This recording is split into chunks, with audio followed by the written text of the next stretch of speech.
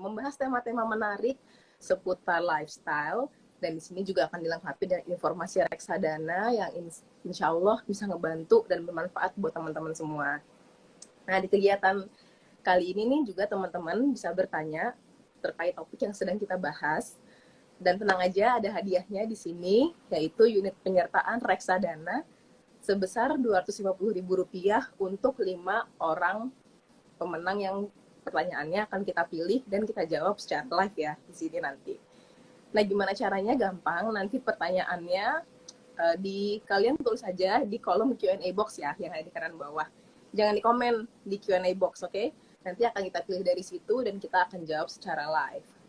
Nah, pemenangnya juga nanti akan kita umumin di IG story-nya trimegah.am besok. Jadi stay tune di sosial media kita supaya kalian bisa join acara-acaranya Trimegah ke depannya, oke? Nah, di investasi sabar yang kali ini nih perdana nih di bulan puasa.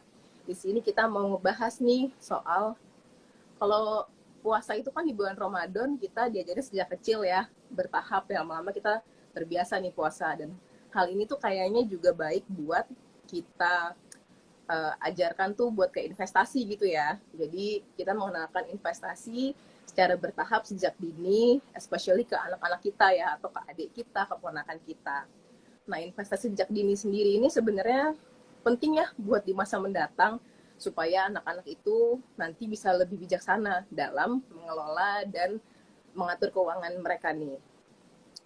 Sama lah ya kayak misalnya belajar puasa itu kan berproses ya, kita nggak bisa puasa dari kecil tiba-tiba bisa langsung sampai maghrib gitu. Kita kan belajar dari mungkin zuhur dulu, terus nanti sampai asar, akhirnya sampai maghrib. Nah, sama nih investasi juga pasti belajar itu berproses, nggak bisa kita ucuk-ucuk langsung ngerti investasi. Nah, di sini nih kita mau belajar nih gimana sih caranya kita melatih anak sejak dini nih berproses biar lebih mengerti investasi. Karena kayaknya tuh mengajarkan anak hal-hal yang baik kayak gini tuh salah satu part sebagai seorang tua, rasa sayang kita gitu ya. Ya nggak sih Mbak? Kayak kita pengen anak kita jadi lebih baik ke depannya, jadi kita pengen ngajarin hal yang lebih baik juga gitu kan. Nah, di acara sore ini kita kedatangan narasumber seorang super mom yang bersertifikat Certified Financial Planner, yang jelas berpengalaman ya sebagai ibu, jadi paham banget nih soal investasi dan parenting. Halo Welcome Mbak Syabrina Anissa. dan teman-teman semua. Aku Sore, berpengalaman apa kabar sebagai ibu selama Mbak? 8 tahun saja. Belum lebih ya. Oke, lebih Aku berpengalaman baru aku 1,5 kalau gitu. tahun. Masih newbie banget. Iya. Aduh Mbak, ini kesempatan yang luar biasa nih Mbak. Aku bisa belajar dari Mbak Anissa nih ya, di salah satu expert parenting yang anak, yang jelas lebih expert dari aku yang baru 1,5 tahun ini. Nah, Mbak Anissa, boleh dong Mbak, mungkin anak aku kan baru 1,5 tahun ya Mbak. Aku tuh jadi kayak masih belum ada bayangan gitu sebenarnya kita tuh kalau ngajarin anak soal konsep puasa gitu ya, mumpung Ramadan nih. Ini baiknya tuh mulai umur berapa sih Mbak? Sebenarnya ini ngelihat anakku doang ya. Kita tuh balik ke pemahaman anaknya sendiri gitu. Dia tuh paham konsepnya tuh gimana sih? Karena sejujurnya ini ya, saya loh umur mau dia tuh nggak paham loh konsep kenapa harus puasa tuh nggak sepenuhnya paham gitu. Pokoknya dia cuma ngikutin aja orang tuanya puasa, nggak makan seharian, ya udah gitu. Dan dia juga merasa tidak masalah. Terus di teman-teman sekolahnya juga pada puasa, jadi ya udah aku juga puasa aja gitu. Toh enak juga kan nggak perlu makan gitu ya. Jadi berusaha dipakai penjelasan orang lain, apalagi kan kalau kita kecil dijelasin adalah biar kamu berempati pada orang yang tidak bisa makan gitu ya, berempati pada orang-orang yang susah setiap harinya nggak bisa makan 3 kali sehari. Kalau aku waktu kecil iya aja ya diomongin begitu gitu. Kalau anak zaman sekarang kan nggak bisa ya diomongin begitu, kayak kenapa biar apa gitu. Kan kita mampu juga, kenapa kita harus merasakannya dengan cara seperti itu? Nggak masuk ternyata sama dia. Bahkan di umurnya yang 8 tahun sekarang. Jadi lebih masuk ketika aku refleksi pada dirinya sendiri gitu. Iya, kamu kan sudah makan nih selama 11 bulan. Capek banget loh perut kamu itu dipakai makan terus setiap hari. Jadi ada saat-saatnya beristirahat, aku bilang. Jadi sama seperti kita siang-siang bekerja, belajar, sekolah, malam-malam beristirahat. Perut juga sama, 1 bulan kita istirahatin dulu ya perutnya biar nggak terlalu capek. Nah, diomongin kayak gitu dia masuk kayak, oh iya juga ya, emang perlu istirahat nih, perut dikasih makan terus gitu. Jadi menurut aku kalau anaknya udah paham pakai konsep beneran, puasa itu tentang empati, puasa itu tentang menahan diri gitu ya, ya nggak apa-apa. Tapi kalau anakku kayak, enggak, kayaknya aku enggak mesti kayak gitu. Kenapa ya aku harus kayak gitu? Kayak menahan amarah, kayak, oh aku bisa-bisa aja gitu. Anaknya kayak nggak masuk pakai si konsep menahan dirinya. Ya udah, yang penting dia paham aja sih kalau nggak makan minum, nggak marah-marah, ya sampai maghrib gitu. Itu aja dulu sih kalau aku.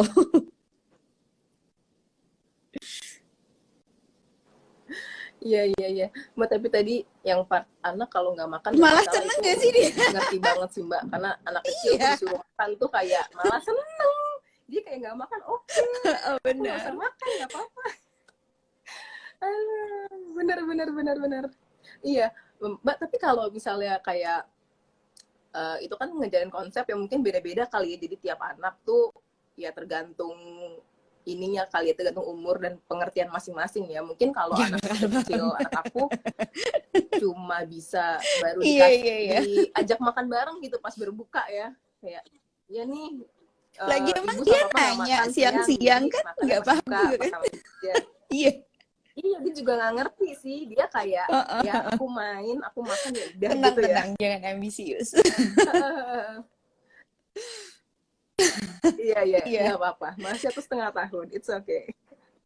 Tapi kalau pengalaman Mbak Anissa sendiri, anaknya Mbak Anissa tuh ya jadi mulai Iya, puasanya jadi aku sendiri tuh ya. lihat Itu anak umur berapa Mbak? teman-temanku ya kan, meskipun orang bilang tidak boleh membandingkan, tapi kan pasti ada aja, oh kok dia masih TK udah biasa puasa, udah bisa puasa sama maghrib gitu.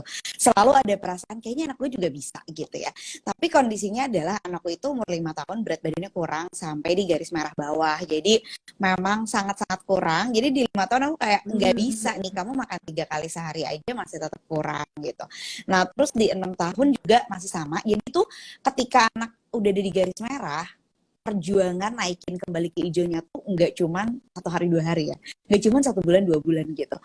1 tahun aku tuh menjalani kayak sampai akhirnya dia balik lagi ke garis hijau. Itu tuh lama banget dan kayak capek, super duper capek. Nah tahun lalu kan berarti dia 6,5 tahun, itu udah mulai stabil, berat badannya udah di garis hijau lagi. Terus aku cobain puasa karena kan udah kelihatan udah gede ya, kelas 1 SD gitu. Kayaknya kamu sudah bisa gitu.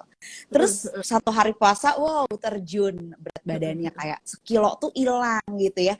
Hari kedua kayak nggak bisa nih kayak gini gitu. Kayak kemarin aku naikinnya aja tuh susah payah gitu. Jadi kalau teman-teman di sini follow up dari tahun lalu mungkin ingat aku mengeluhkan kayak gimana sih caranya anak bisa puasa tapi berat badannya nggak turun. Aku tuh pernah nanya gitu ke followers aku. Terus orang-orang pada bilang nggak bisa Kak. Oh nggak bisa ya, jadi memang si anak ini belum bisa apa ya, kayaknya emang masih terlalu kecil untuk bisa tetap berenergi gitu loh, untuk bisa tetap ada berat badannya naik meskipun misalnya dibuka puasa dia makannya jadi 2 kali tuh tetap nggak ngejar gitu. Jadi tahun lalu tuh aku give up, ya udah kamu makan aja kayak biasa gitu kan. Dia cuman kenalin sahur, siang-siang makan, tapi habis itu ya biasa aja, snack sore tuh seperti biasa normal. Nah tahun ini jadi tahun pertama nih saya lo coba puasa, aku coba lagi juga nih kayak tahun lalu. Jadi dicobain puasa 1 hari, oh ternyata nggak turun berat badannya. Nah tapi kan kemarin tuh di sekolahnya udah offline ya, terus kayak capek banget kan. Aku aja event offline tuh capek banget ya, kayak migran gak sih nyampe rumah gitu, saking kita udah jarang banget keluar rumah gitu ya. Nah jadi dia tuh kebagian sekolah Senin, Selasa, Rabu. Jadi di Senin, Selasa, Rabu dia jam 12 siang makan, buka puasa, habis itu puasa lagi gitu ya. Kayak kita atau kecil lah, puasa setengah hari gitu. Nah tapi ternyata pas Kamis Jumat kan dia nggak sekolah offline, dia sekolahnya online. Ternyata pas hari Kamis kemarin itu nggak sekolah, bisa dia sampai jam 4. puasanya. Jadi nggak berbuka, oh kayak oh ternyata kemarin emang lemes Oh, aja oke. kali ya kamu sekolah Mm-mm. gitu. Dan hari ini sampai jam segini dia Capek. belum buka puasa sama sekali, Mm-mm. semoga bisa sampai maghrib gitu. Wah, top, top, top. Bener-bener. Tapi juga aku juga zaman sekolah gitu sih. Kayak sampai rumah, SD nih, Ya udahlah sampai ya, rumah, makan siang. Lanjut lagi nanti capek. sampai maghrib. Iya. Dulu aku juga berhasil puasa sampai Ada maghrib tuh pressure gara-gara ya, ikut pressure, pesantren. pressure dari Terus kan teman-teman. nginep kan kalau pesantren. Terus malu. Mm-mm. Malu dong kalau misal kita nggak sampai maghrib. Akhirnya alhamdulillah berhasil sampai maghrib Iya, kalau aku sih karena kayak kelas 3 SD deh. pesantren. Baru kayak full banget Berfaedah yang begitu. bisa sampai maghrib dari awal sampai akhir gitu. Yang nggak ada Bener. bolong-bolongnya. Iya aku juga. Ah, Aku juga umur-umur segitu. Nah, jadi emang balik ya ke keadaan anak-anak ya kalau kita ngajarin anak puasa. Aku juga mikir sih Mbak masalah berat lelah badan anak ya. ini kan luar biasa sebagai seorang ibu. Iya, anak nggak makan satu kali aja rasanya udah kayak aduh gitu. Apalagi sehari kan kita, aduh luar biasa pasti rasanya. Bener-bener bener. Nah, eh, kan sama nih Mbak ya kayak kalau puasa nih mungkin kita itu kan bertahap tuh tadi. Jadi awalnya buka pas zuhur, nanti jadi asar, lama-lama kuat nih sampai maghrib. Nah, Mbak Nisa kalau misalnya menurut Mbak Nisa nih, eh, investasi itu juga kayak gini nggak sih? Kayak kita tuh bisa kayak ngajarin anak bertahap gitu. Dari kecil kita mulai ajarin dari kecil banget gitu. Iya, Gimana ya sebenarnya menurut kalau Mbak kita Nisa? ngomongin investasi sama anak, kita juga dari kecil diajarin nabung loh, bertahap gitu ya. Kita semua aku yakin waktu kecil punya celengan. Kita Mm-mm. semua, apalagi yang seumuran aku ya, aku pada bilang video Mm-mm. vending sih, aku aman kan ya?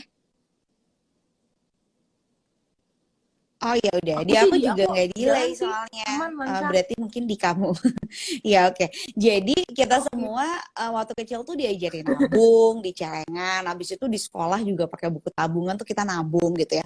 Kita tuh selalu diajarin nabung dari kecil. Tapi lihatlah kita sekarang, Mm. apakah kita semua sanggup langsung bisa berinvestasi, bisa kelola uang kan enggak gitu. Nah, itu sebenarnya miss di parentingnya Iya, nih. Jadi iya. ini jawabannya akan agak panjang ya.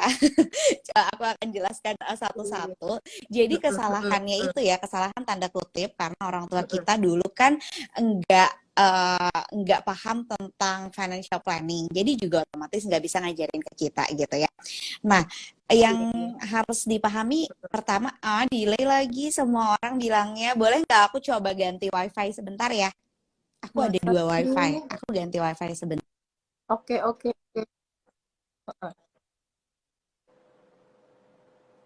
Oke, semoga sudah lebih lancar.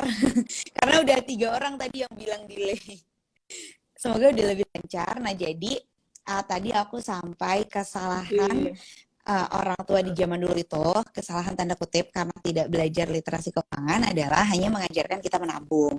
Jadi, ayo kita sekarang jangan hanya mengajarkan anak menabung gitu. Jadi kita ajarkan anak kelola uang itu komprehensif.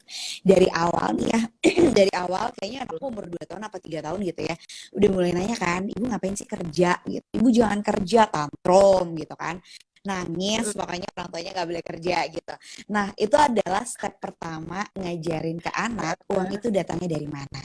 Uang itu datang karena kita bekerja gitu. Orang dewasa itu tugasnya bekerja supaya bisa menghidupi dirinya sendiri dan menghidupi keluarganya gitu. Nah, di bagian bekerja ini perlu agak sedikit hati-hati. Kenapa? Karena banyak banget yang bilang bekerja itu untuk beli susu, bekerja itu untuk beliin kamu mainan, bekerja itu untuk beliin kamu buku gitu ya. Dan anak tuh bisa dengan gampang bilang, ya udah aku nggak usah beli mainan aja, tapi ibu nggak usah kerja gitu. Nah itu juga kan miss ya. Oh ada kekurangan nih bahwa kita jangan bilang kita kerja itu demi sesuatu yang sebenarnya tuh bisa gitu anak nggak punya gitu. Waktu anakku kecil akhirnya aku bilang aku kerja untuk bisa bayar listrik, jadi kamu bisa tidur pakai AC karena dia tipe yang cranky banget tuh kalau nggak pakai AC ya, karena dia nggak suka panas. Jadi dia kayak mikir oh berarti harus banget nih kerja gitu. Aku kerja untuk beli galon ya, nanti kamu nggak bisa minum, gimana nih kalau kamu nggak bisa minum gitu. Jadi kita mulai dari basic needs. Manusia dewasa bekerja untuk memenuhi kebutuhan rutinnya gitu.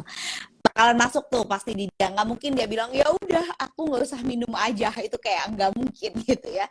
Jadi dari awal banget nih Arti gimana caranya menghasilkan uang. Ini bisa jadi motivasi juga nih buat anak bahwa oh aku sekarang menjalani proses belajar di sekolah, pada akhirnya suatu hari nanti aku harus bekerja untuk menghidupi diriku sendiri dan untuk memenuhi basic needs-ku gitu. Nah, setelahnya yang nomor dua belum nabung dulu nih. Yang nomor dua adalah mengajarkan anak berbelanja. Jadi gimana caranya spending. Kita semua diajarin nabung tapi nggak semua orang bisa belanja dengan baik gitu ya. Banyak orang yang oh tanggal cantik aku belanja aja gitu. Oh ini lucu semua orang punya masa aku enggak. Itu kan tidak tahu caranya belanja gitu. Di proses berbelanja ini kita ngajarin anak bahwa kita hanya bisa membelanjakan uang yang kita punya gitu. Jadi kalau nggak punya uangnya nggak bisa beli. Ini orang dewasa banyak banget nih yang nggak punya kemampuan ini. Kalau nggak punya uangnya, aku minjem dulu. Kalau nggak punya uangnya, pakai kartu kredit aja, gitu ya. Kita nggak punya batasan-batasan Relate. ini gitu. Makanya mengajarin berbelanja ini sangat krusial ya. Ngajarin berbelanja. Kalau nggak punya uangnya, kalau belum cukup, maka menabung ya. Maka kamu bisa menyimpan sebagian uang kamu untuk nanti dibelanjakan. Nah, ini udah konsepnya baru saving gitu ya. Kita saving untuk membelanjakan hal-hal yang tidak bisa kita beli sekarang. Dan yang terakhir ada sharing. Apalagi ini bulan Ramadan ya, pas banget kayaknya untuk ngajarin konsep sharing sama anak. Sharing itu berbagi sama orang-orang yang lebih membutuhkan gitu ya. Nggak semua orang punya uang seperti sebanyak kita, nggak semua orang punya uang seperti kamu.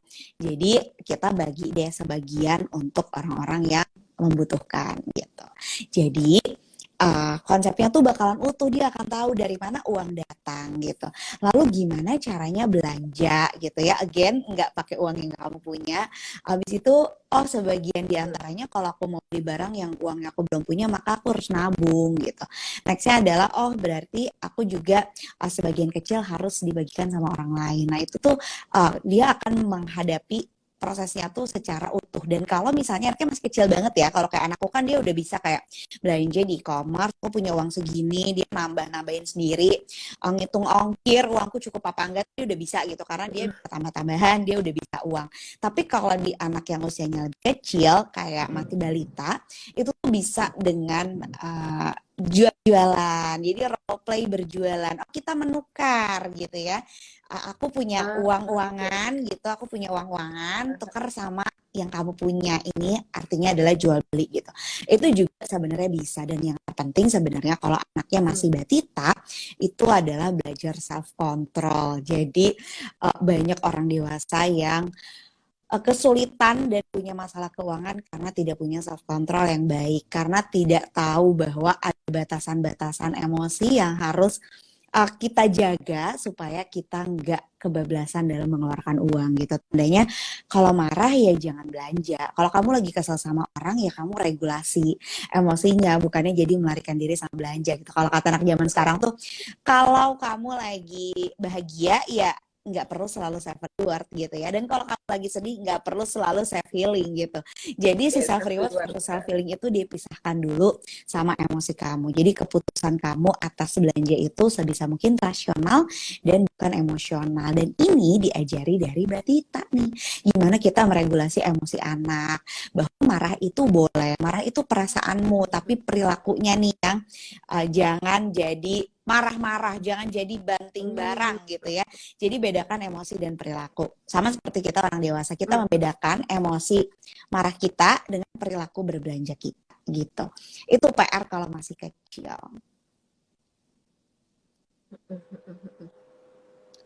Oh oke, jadi tuh kalau untuk ngajarin investasi tuh nggak bisa langsung ya, jadi benar-benar harus ngerti dulu nih semua tentang keuangan nih, dari gimana cara dapetin uangnya, terus ini ngatur belanjanya gimana, terus nanti kalau nggak ada uangnya ditabung dulu, terus juga ada sharing lah ya kita gitu.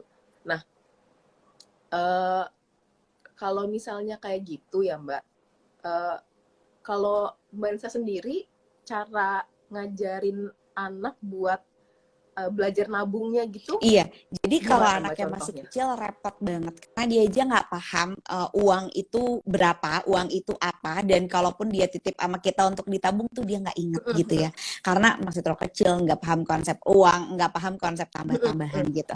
Tapi once anaknya bisa kenal angka, jadi kalau anakku umur 5 tahun udah kenal angka, dia cuma tahu kayak 5 lebih besar daripada 4 gitu ya. Karena 1 2 3 4 5 taunya gitu doang ya. Tapi dengan tahu angka gitu aja itu udah mulai bisa diajarin tentang uangnya nih. Jadi misalnya mau belanja, dia cuma punya uang 50.000. Terus aku bilang, ini harganya 60.000. 5 dan 6 lebih besar mana gitu. Lebih besar 6 berarti kamu tidak cukup uangnya. Kamu simpan dulu, nanti kita tambah lagi uangnya. Misalnya minggu depan kalau udah punya uang jajan, baru kita tambahkan, nanti kalau udah cukup baru bisa beli gitu. Jadi dari situ, dari dia mau beli apa dulu, maka kamu nabung untuk itu gitu. Karena anak-anak tuh kan konkret banget ya. Mereka tuh nggak bisa loh diajak ngebayangin jangka panjang. Jadi mereka nggak bisa diajak ngebayangin, kalau kamu nabung 6 bulan, nanti 6 bulan lagi kamu akan bisa beli laptop baru gitu. Lama banget, nggak paham gitu ya. Nggak bisa gitu. Jadi harus konkret nih, kamu punya uangnya 50.000. Jadi anakku tuh dikasih uang jajan 50.000 per minggu. Kamu punya uang jajan 50.000. Kamu mau beli apa? Kamu hitung dulu sekarang. Kamu harus nabung berapa lama? Nanti dia ngitung kan satu-satu tambah-tambahan gitu. Oh, aku mau beli mainan 200.000. Aku harus dapat uang jajan selama 4 minggu. Nah, itu tuh dia aja tuh blur, 4 minggu berapa lama tuh blur ya. Jadi dia tuh pasang kalender. Jadi dia di minggu keempat tuh dia bikin reminder sendiri, di sini uang akan cukup gitu. Nah, itu proses nabungnya tuh memang benar-benar harus disesuaikan sama si usia anak ini, karena nggak bisa kayak kita gitu. Kita kan bisa gampang, oh 5 tahun lagi aku mau beli rumah kedua, tandanya aku harus nabung sekian per bulan, tuh nggak bisa. Anak-anak tuh nggak bisa kayak gitu. Jadi ngajarinnya adalah dengan cara yang konkret gitu ya. Kelihatan nominalnya berapa, besar kecilnya berapa, kalau ditambah jadi berapa, kayak gitu. Tapi kalau misalnya mau cuma habitnya aja, nggak apa-apa sih. Misalnya masukin ke celengan gitu, nggak apa-apa. Sama yang terpenting adalah uangnya datang dari mana. Itu kan ya, yang orang bingung tuh ya, anak dapat uangnya dari mana gitu. Nah, kalau kayak anakku karena udah besar, dia minta uang jajan sendiri gitu. Ya udah, kita sepakat 50.000 dia dikasih setiap hari Jumat. Itu aku pisahkan sendiri gitu uang jajannya. Tapi ada juga orang tua yang tipe parentingnya misalnya, oh kalau dia mengerjakan hal-hal yang di luar tanggung jawabnya maka dibayar. Misalnya tanggung jawabnya cuma beresin kasur, nyiram tanaman, sama nyalain lampu gitu ya kalau malam-malam. Nah, terus dia mau bantu ibu deh nyuci baju misalnya gitu, nyuci sepatu. Nah, itu kan di luar job desk. Dibayar misalnya, juga boleh-boleh aja gitu ya, tergantung kesepakatan masing-masing bersama si anak. Makanya earningnya ini harus dicari tahu dulu nih gitu. Kalau aku bukan tipe yang kayak gitu gitu. Aku bukan tipe yang pekerjaan rumah aku bayar, aku nggak begitu. Jadi dia hanya dapat uang jajan aja. Waktu dia belum punya uang jajan waktu TK, itu dia cuma dapat uang pas lebaran aja. Jadi benar-benar dia tuh treasure it so much karena aku hanya dapat uang 1 tahun sekali, dan aku harus belanjakan dengan baik gitu, dan bisa mungkin tuh bersisa. Jadi dia tuh udah mikir bahwa aku harus menunggu waktu yang sangat lama lagi untuk dapat uang, makanya aku harus jaga ini baik-baik gitu. Nah, kalau anak-anak yang udah biasa pembicaraan tentang uang di rumahnya seperti ini, dia akan paham bahwa ini uangku akan aku simpan karena kalau aku mau lagi nanti akan aku pakai uang ini gitu. Dia juga jadi suka nanya, kalau sebulan habis lebaran itu dia masih suka nanya, kalau aku pingin ini itu aku belinya pakai uangku atau pakai uang ibu gitu. Dia kayak, ini uangku, aku harus jaga dengan baik tuh, ada sense itunya gitu. Tapi semakin besar anaknya bisa dikasih uang jajan, aturnya jadi pengelolaan uang jajan itu sih, gimana uang jajan itu bisa ditabung, bisa dibelanjakan sesuai hati kamu, asalkan kamu punya uangnya gitu. Oh gitu, enak sih ya kalau misalnya udah ngerti angka, apalagi ya anaknya tuh jadinya lebih gampang gitu diajarinnya ya. Nah, tapi kan tadi kan, nah earnings nih udah nih, anaknya dapat uang dari mana sih? Ya bisa dari uang jajan, atau misalnya ngerjain pekerjaan rumah, atau THR gitu kan. Nah, terus mungkin kita moving on ke masalah spendingnya nih, belanjanya nih Mbak Anissa. Kalau misalnya anaknya maunya beli mainan aja, Nah, nah iya. itu gimana tuh? Ini aku ya, tapi ya, Ya, jadi mungkin akan berbeda sama kamu. Tapi kalau aku tuh menyerahkan uang anakku adalah uang anakku gitu. Jadi ketika uang ini sudah berpindah jadi uang anakku, itu adalah hak dia mau beli apa sepenuhnya gitu. Karena banyak banget hal-hal yang Oke. kita anggap nggak penting, ternyata menurut dia penting gitu ya. Penting itu kan menurut siapa akan berbeda-beda ya. Jangan kan sama anak nih, suami dan istri aja tuh pentingnya beda-beda gitu ya. Hmm. Aku bilang, lipstik ini penting banget buat aku. Suamiku kayak lipstik kamu warnanya sama semua gitu. Jadi jadi gimana kan? Sorry sebentar nih katanya masih pada delay.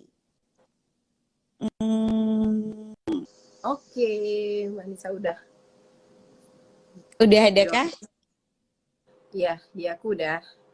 Di kamu selalu udah. Sudah jelas. Sudah jelas di aku. Oke, sebentar nih orang-orang biasanya kan agak delay ya. Jadi mungkin Hmm. belum pada ini lagi, belum pada. Nah, lancar nih katanya manajerku nih. Oke. Udah tuh dia muncul. Oke. Semoga lancar ya. Harusnya sih lancar. Aku jarang banget soalnya bermasalah kayak gini-gini. Oke, jadi tadi sampai kita tuh kalau uangnya udah punya anak, jangan kita atur-aturin gitu. Karena ibu-ibu tuh biasanya kayak, jangan beli ini dong kak, nggak penting gitu. Jangan beli ini dong, masa beli mainan mulu gitu ya. Lah, padahal kan ya uang dia gitu ya. Kenapa kita yang atur? Justru itu adalah titik di mana dia mengelola keuangan pertama kali gitu. Jadi aku tuh diam aja karena dia udah bisa baca, dia bisa baca deskripsi, dia bisa nyari ongkir sendiri gitu ya. Aku tuh nggak pernah ikut campur sama sekali.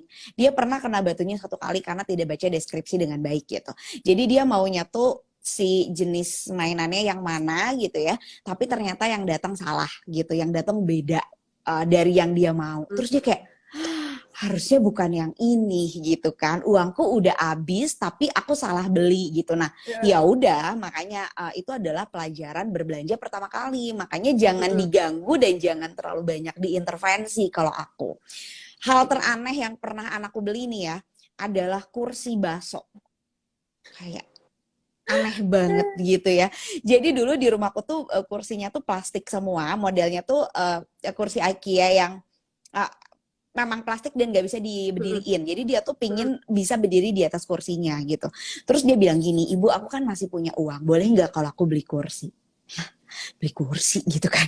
Iya, aku mau beli kursi besi. Jadi dia beli, pilih sendiri, dia buka marketplace, dia pilih kursi besi yang memang dudukannya dari besi dan ininya dari besi, itu bener-bener kursi di tukang bakso gitu ya. Warnanya biru pula gitu.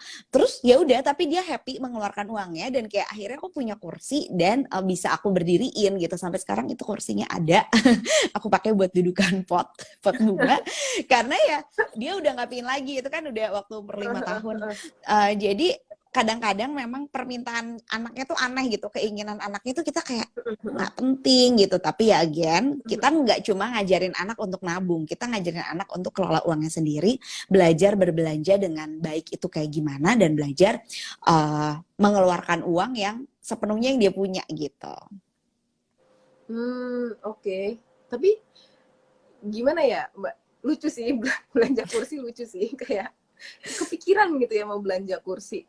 Tapi Mbak, kayak misalnya nih ya, kadang aja kita itu kan belanja itu bisa impulsif gitu. Misalnya kita lagi ke supermarket, minimarket, tadinya mau beli sabun doang, lihat snack, jadinya kita belanja banyak banget, jadi belanja snack gitu kan, padahal nggak butuh gitu.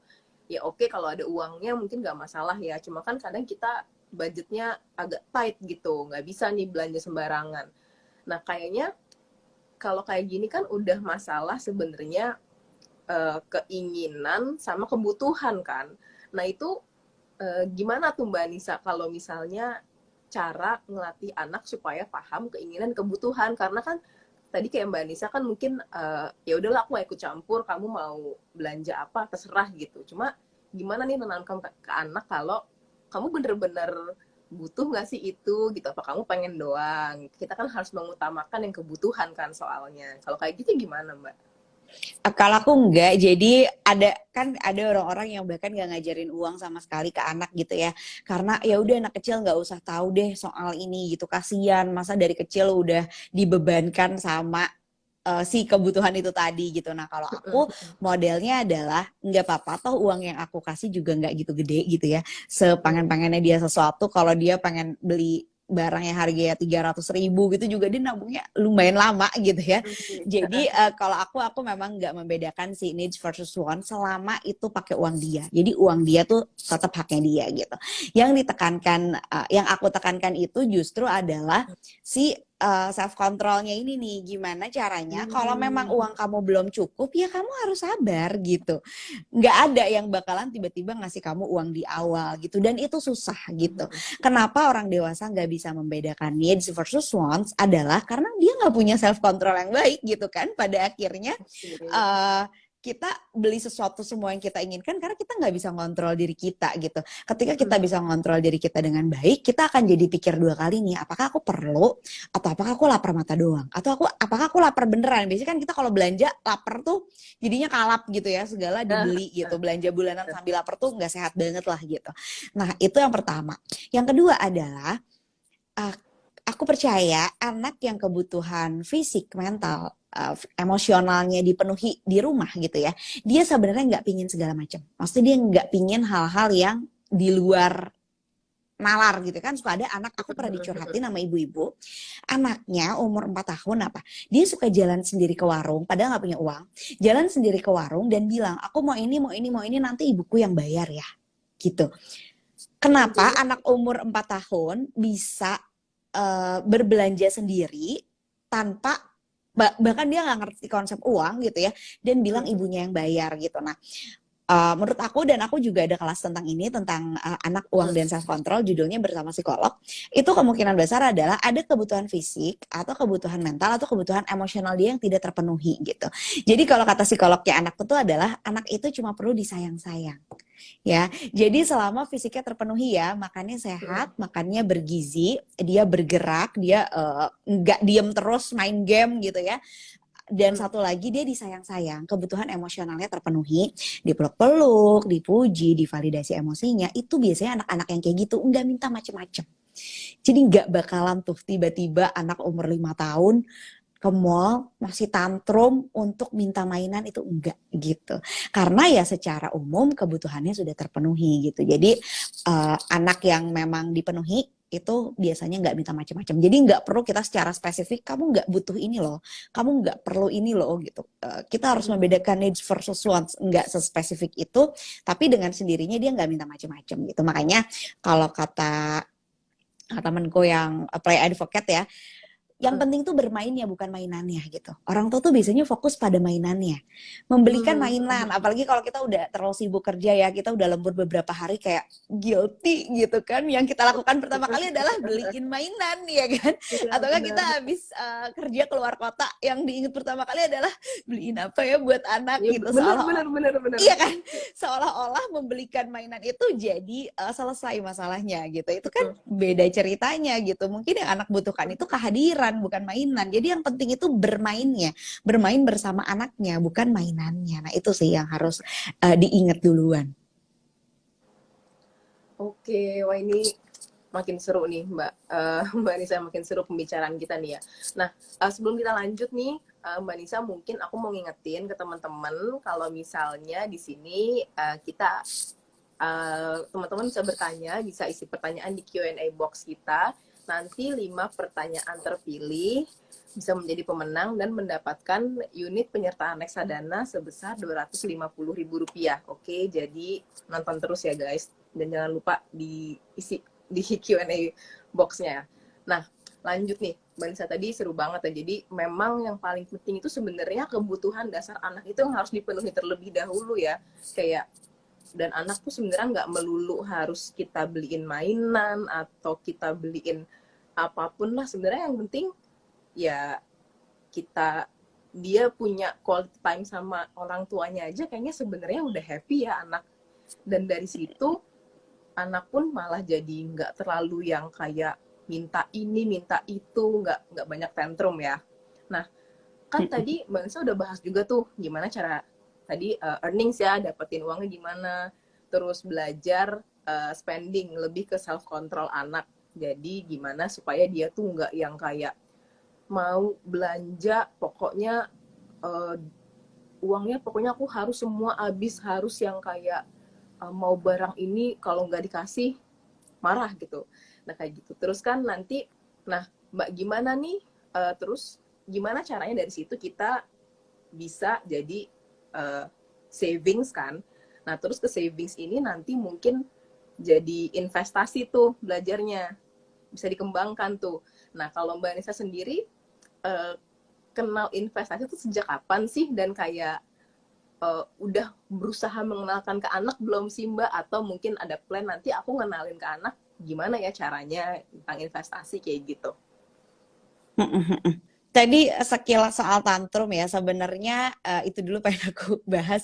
Jadi sebenarnya ketika umurnya 2 tahun 3 tahun, kalau kalian tahan dan kalian nggak kalah, itu anak nggak tantrum lagi. Jadi kalau anaknya udah umur 5 tahun gitu ya, udah lewat usia batita tapi masih ngamuk ketika minta sesuatu, nah mungkin ada kebutuhan emosinya yang belum dia pelajari dengan baik gitu. Jadi anak belum bisa meregulasi emosinya sendiri, sehingga pada akhirnya ya marah kalau nggak dikasih sesuatu.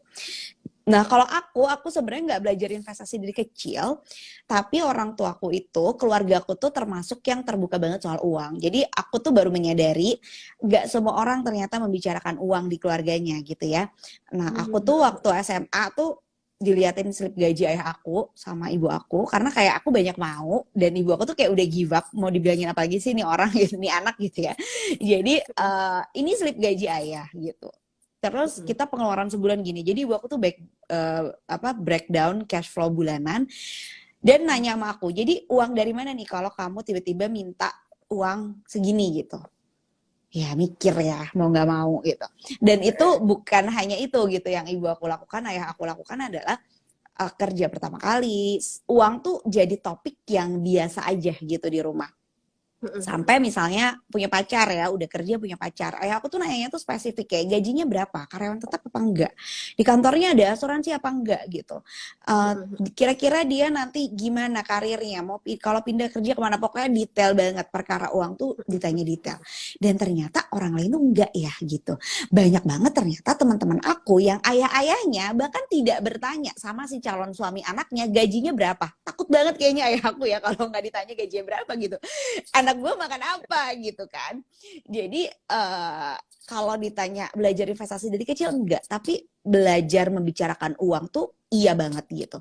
Sehingga pada akhirnya aku juga sama mantan pacar semua tuh membicarakan uang gitu, dan aku nggak ngerasa ternyata banyak orang yang nggak mau ngomongin uang, takut dikatain matre gitu ya, takut dikatain ih masa belum nikah aja udah ngomongin uang. Lah justru sebelum nikah lu ngomongin uang gitu, setelah nikah baru ngomongin uang, tiba-tiba dia punya banyak utang zong gitu kan. Nah hal-hal kayak gitu yang diomongin dari awal. Tapi kalau ditanya kapan investasi, aku baru investasi setelah hamil. Jadi nikah, hamil baru mulai investasi. Ya triggernya tetap anak gitu. Meskipun sebenarnya aku terpapar tentang investasi ini tuh udah dari kuliah ya. Karena di sosmed zaman dulu di Twitter tuh pembicaraan investasi tuh sebenarnya udah ada. Tapi kan kalau nggak ada panggilannya nggak bakalan juga gitu ya. Panggilan kamu apa gitu, panggilan aku adalah hamil, terus nih anak kalau bukan gue yang sekolahin siapa yang mau sekolahin gitu. Nah itu kan panggilannya ada di situ gitu, sehingga aku mulai belajar kelola uang dan salah satunya belajar berinvestasi gitu. Jadi kalau misalnya teman-teman di sini merasa aduh aku belum pengen nih investasi gitu, tapi belum ada tanggungan, bukan sandwich generation, tidak menghidupi adik, enggak apa-apa. Aku selalu bilang, ya udah kamu investasi yang lain dulu aja, kamu tingkatkan skill, kamu mau sekolah lagi mungkin, kamu beli buku, itu boleh banget gitu. Nanti setiap orang akan punya panggilan kapan sih berinvestasinya gitu. Dan kalau misalnya udah ada tahu tentang siklus hidup manusia ya, aku juga ini panggilan yang lain adalah oh ternyata aku kerja dari umur 25 sampai umur 55 tuh 30 tahun. Dari umur 55 sampai umur 85 juga 30 tahun gitu. Gimana caranya aku menghidupi masa pensiunku kalau sekarang aku nggak berinvestasi. Jadi ada kesadaran bahwa kita tuh hidup nggak cuma sekarang aja, tapi juga nanti. Tapi juga kita nggak cuma hidup nanti aja, jadi semua orang diinvestasiin gitu kan. Ada ya orang yang kayak, aku mau investasi aja semua uangnya gitu buat masa depan, gak apa-apa sekarang susah-susah. Enggak mau gitu, aku nggak mau sekarang susah.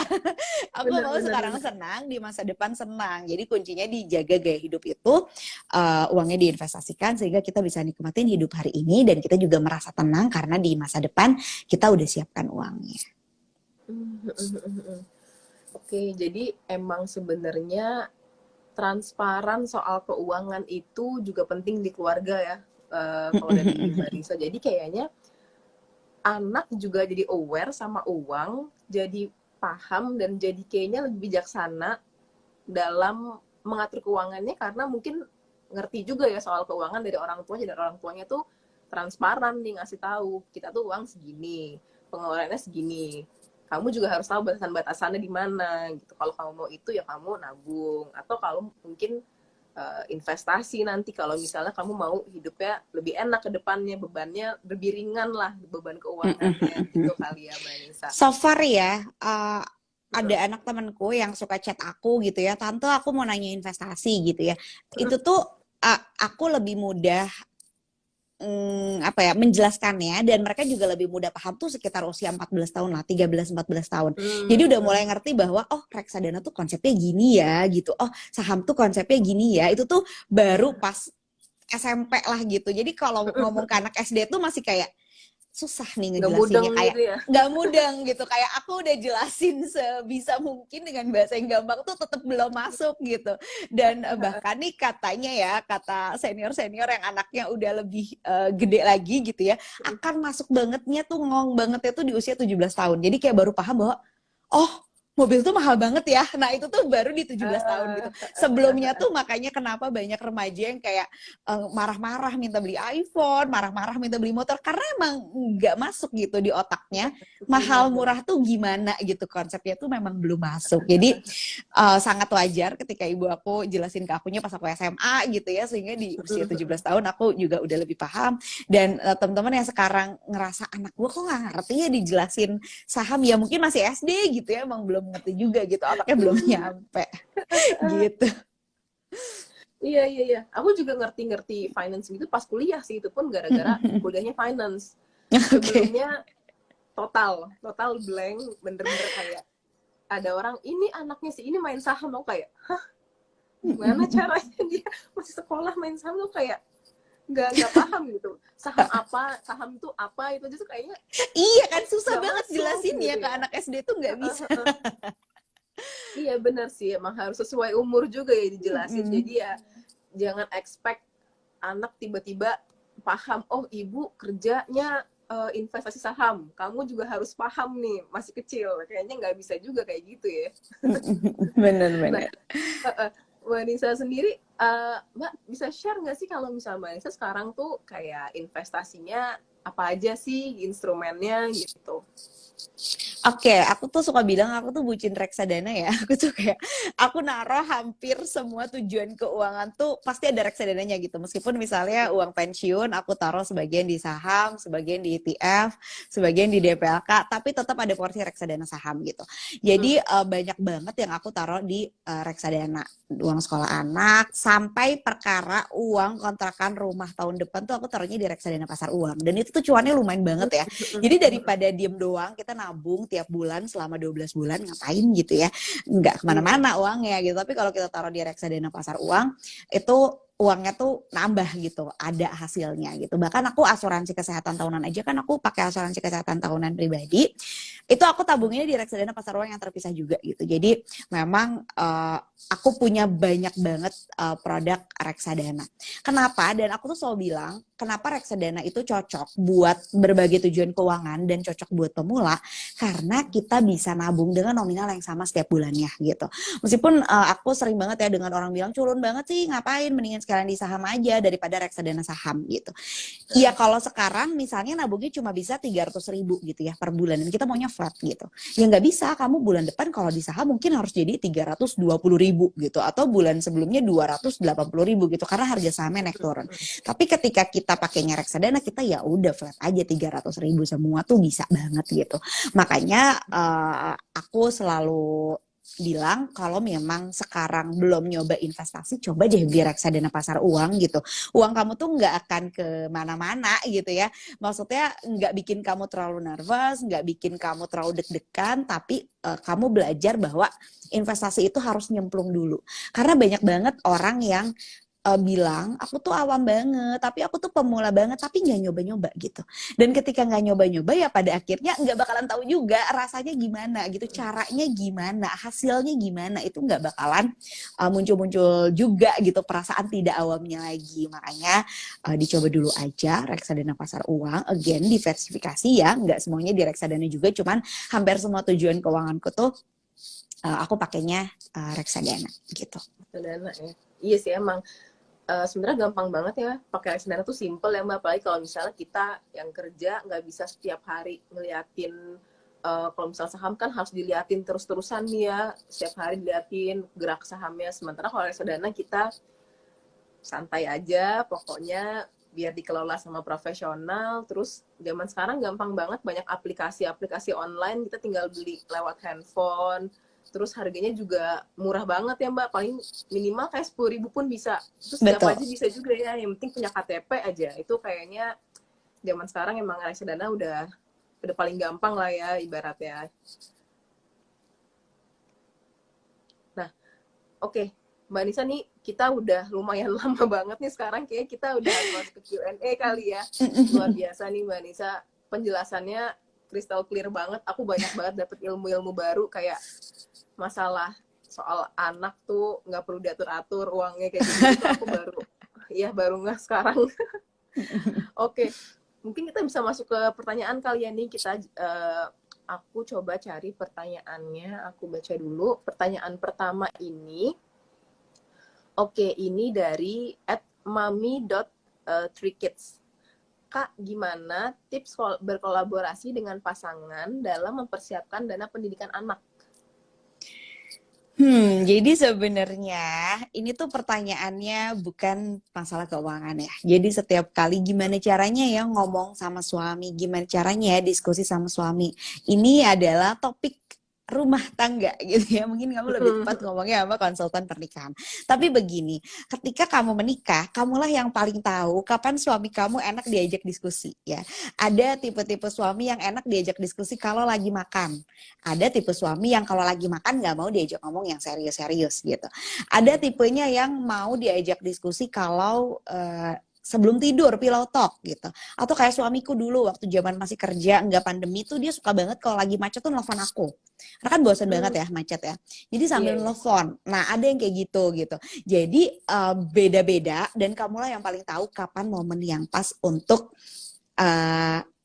ngobrol sama suami kamu gitu. Dan kalau dana pendidikan tuh biasanya konfliknya ada pada si suami-suami ini merasa aku juga dulu sekolahnya biasa-biasa aja tapi sekarang baik-baik aja gitu ya. Nah, jadi kalau ngobrol sama suami coba deh pengalaman dan perasaannya kita abaikan dulu gitu ya. Kita jangan ngomongin pengalaman, kita nggak ngomongin perasaan, kita ngomongin data dulu aja deh. Kamu tahu nggak kalau kamu mau sekolah swasta di Jakarta SD sekarang, at least kita tuh harus punya 50 juta tahu biar bisa pilih sekolah dengan gampang gitu. Data, ya. Emang sekolahnya kayak gimana? Iya, sekolah zaman sekarang itu ternyata kurikulumnya begini, pendekatannya begini, satu kelas hanya ada sekian orang gitu. Bener-bener kita ngomonginnya fakta gitu ya. Jadi kalau kita ngomonginnya, iya tapi soalnya aku pengennya anak aku, itu kan udah perasaan tuh biasanya agak susah tuh ngomongnya gitu. Tapi ketika kita ngomongnya pakai kayak gitu jadi mikir kan dia, oh ya 50 juta mahal banget gitu. Nggak ada yang lebih murah. Ya ada sih ini, tapi kalau yang lebih murah misalnya fasilitasnya beda, gedungnya beda, nggak ada kolam renang, misalnya kita omonginnya sih fakta-fakta lagi itu tadi. Nah, begitu udah kelihatan, baru deh kita bakal rencananya sama dia. Jadi gimana nih kita ngumpulin uang misalnya 50 juta dalam 6 tahun misalnya karena anaknya umurnya 1 tahun misalnya gitu. Nah, baru bisa masuk ke situ. Nah, tapi kalau misalnya si suaminya masih kayak nggak usah sekolah yang gitu-gitu amat gitu ya. Nah, itu berarti ada ketimpangan pemahaman antara kamu sama suami. Ketimpangan pemahamannya dulu nih yang kita lurusin sama-sama. Jadi, ketimpangannya dulu yang diseimbangkan. Mungkin kamu terlalu banyak belajar di webinar, ikutan kelas, ada WhatsApp grup ibu-ibu. Jadi pengetahuan kamu tuh banyak banget gitu. Sementara nih suami-suami ini nggak ada ya. Dia nggak belajar dari webinar parenting, dia nggak punya grup ayah-ayah gitu. Sehingga pengetahuannya juga terbatas. Jadi pengetahuannya disamain dulu gitu. Pemahamannya disatuin dulu. Aku tuh mau anak kita sekolah di tempat A karena misalnya dia tuh gaya belajarnya tuh kinestetik, dia tuh anaknya suka bergerak. Jadi dia kayaknya kurang pas deh kalau masuk sekolah dengan kurikulum A, atau misalnya dia kurang pas deh di sekolah negeri karena muridnya banyak, takutnya nggak ke-handle. Kayaknya lebih cocok dia di sekolah alam misalnya gitu. Jadi di apa ya, disatuin dulu nih prinsipnya gitu, karena nggak bisa ya kalau nggak sepaham, nggak bisa juga kita ngumpulin dana pendidikannya gitu, karena gimana caranya kamu dari berbagai tujuan keuangan keluarga, dana pendidikan dan dana pensiun itu harus dikumpulkan bersama gitu. Misalnya kalau liburan ya, kayak suamiku tuh nggak gitu suka liburan, tapi aku suka banget liburan. Ya udah, akhirnya dia membebaskan aku liburan dengan teman-temanku. Artinya ada tujuan keuangan liburan yang untukku sendiri gitu. Tapi kalau kita ngomongin pendidikan dan pensiun, itu pasti kita harus ngomong sama suami gimana pun caranya, karena akan kita lakukan bersama-sama. Oke, intinya sih kita harus komunikasi kalau bisa based on fact lah ya, kalau ke pasangan gitu. Terus disamain dulu nih ininya, cara pikirnya. Nah, oke, ini ada pertanyaan lain nih, Mbak Nisa. Jadi pertanyaannya adalah dari Kimi7027. Ada nggak sih strategi terbaik bagi ibu rumah tangga agar bisa konsisten nabung reksadana nih setiap bulan? Oke, jadi pertanyaan paling umum ini karena ibu rumah tangga ini merasa uh, tidak punya uang yang cukup ya untuk berinvestasi. Biasanya ini pertanyaannya muncul gara-gara ini gitu. Nah, jadi kita harus meyakinkan dulu nih, sebenarnya kamu tuh punya uang sisa nggak sih untuk diinvestasikan gitu. Bisa aja uang yang suami kamu kasih tuh emang ngepas banget buat semua kebutuhan rumah tangga gitu. Jadi belum tentu cukup kan uang yang dikasih sama suami itu. Kamu harus make sure dulu nih pengeluaran kamu apa aja yang dipakai buat rumah tangga dan apakah ada sisanya.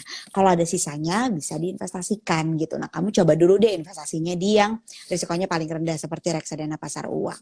Nah, tapi sebenarnya bisa juga nih kamu, karena reksadana ini udah bisa dari nominal kecil banget ya, bisa juga caranya dengan kamu menyisihkan, yang penting nabung dulu gitu. Yang penting kita punya habit untuk menyisihkan uang dulu. Misalnya karena aku cuma bisa nyisihin 10.000 seminggu, nggak apa-apa deh. Bulan ini aku mau mencoba menyisihkan 10.000 seminggu. Tapi ada sense bahwa aku sudah mulai belajar berinvestasi, aku punya produk investasi untuk simpananku sendiri. Nanti bulan depan kalau uangnya lebih bisa ditambah untuk disisihkan berinvestasi, akan aku tambah lagi gitu. Jadi habitnya juga penting gitu ya. Selama uangnya ada itu sih, makanya kalau ada orang bercandaan financial planning gimana uangnya aja nggak ada, ya emang bener gitu. Tapi uang saku aja bisa dikelola gitu. Anak SMA punya uang saku aja bisa dikelola, dan itu sudah financial planning. Makanya diusahakan yakin dulu pengeluaran kamu apa aja, lalu dikurangi lah sama si penghasilannya gitu. Karena nggak ada cara lain ya. Yang namanya investasi itu selisih antara penghasilan dikurangi pengeluaran. Kalau ternyata penghasilan sama dengan pengeluaran, nggak bisa investasi gitu. Kalau ternyata pengeluaran lebih besar daripada penghasilan, berarti uangnya kurang.